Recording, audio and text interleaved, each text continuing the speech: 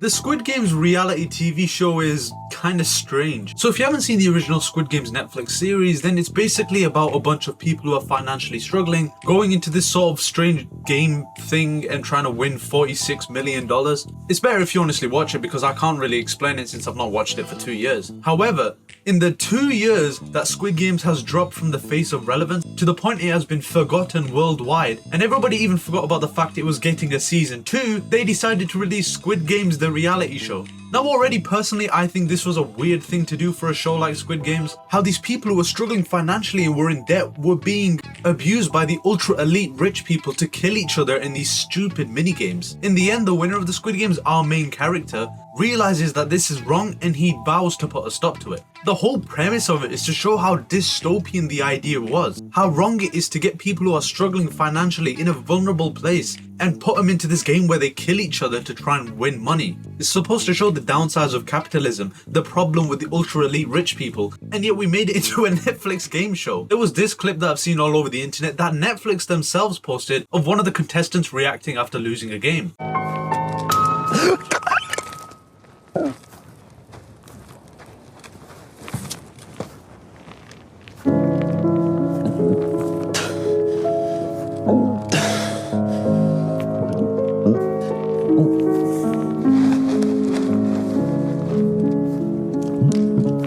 Now granted, that was the most dramatic thing I've ever seen in my life, but it's kind of justified. So you just brought on this guy, I have no idea who he is, but you have just brought on this guy who has this option to win $4.5 million and he loses it over a cookie. What do you expect? These reactions are not reactions of people who have lost the game. These are reactions of people who have lost their chance to get $4.5 million. That's the exact premise of the show. That's supposed to show the downsides of Squid Games and they're glorifying it for this reality show. Look, I'm not a deep guy. I don't care about any of this. I haven't even watched the Squid Games show. I just know that this is a weird way to go around it.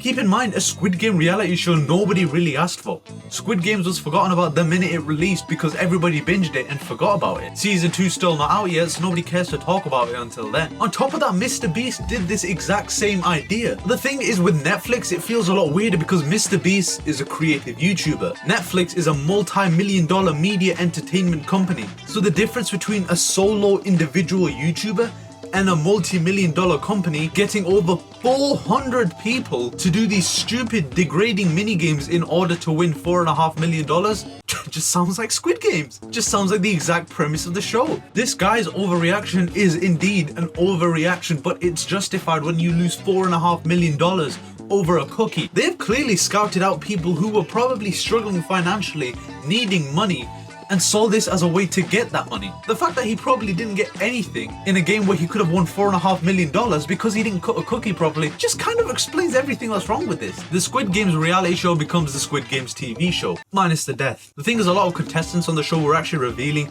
a lot of bad things that were going on, such as the fact that some of them caught pneumonia and were also very ill during filming due to how cold and everything it was. I find it hard to believe that Netflix has this low of a standard when it came to doing this, because they recreated the sets exceptionally well. They recreated the entire area exceptionally well. What was the problem here that these guys got pneumonia? Maybe I'm being stupid, but maybe that's an exact reason why you shouldn't have done the Squid Game reality show. Another thing was a lot of contestants on the show were asking for lip balm and they didn't get it from the producers for some inane reason and instead got condoms, lubricated condoms, and wiped them on their lips. What the I find it strange in the world of high quality Netflix production that you can't get lip balm but you have access to lubricated condoms. I really don't like saying this out loud. It really is strange that this is the standard of Netflix production these days. What is next? What is going to happen on the set of Stranger Things? Hopefully Will Byers gets shot. But my point is, it's just, I learned all this information against my will, by the way.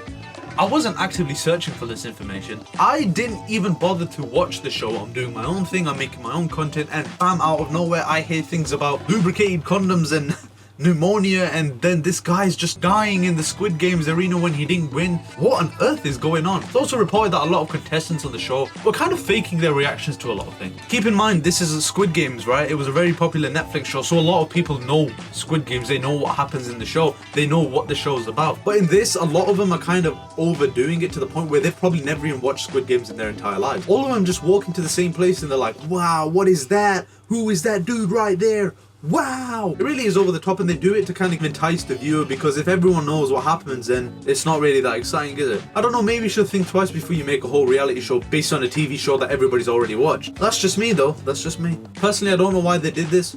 They could have used the budget on this to actually create season 2 of Squid Games, because at the end of season 1, when Pink Floyd walked out the aeroplane terminal, we actually never know what happened to him after that. And by the time season 2 releases, we won't care to know. But that's just my thoughts on it. I thought I'd make a quick video. Thank you for watching. I'll see you guys soon. Peace.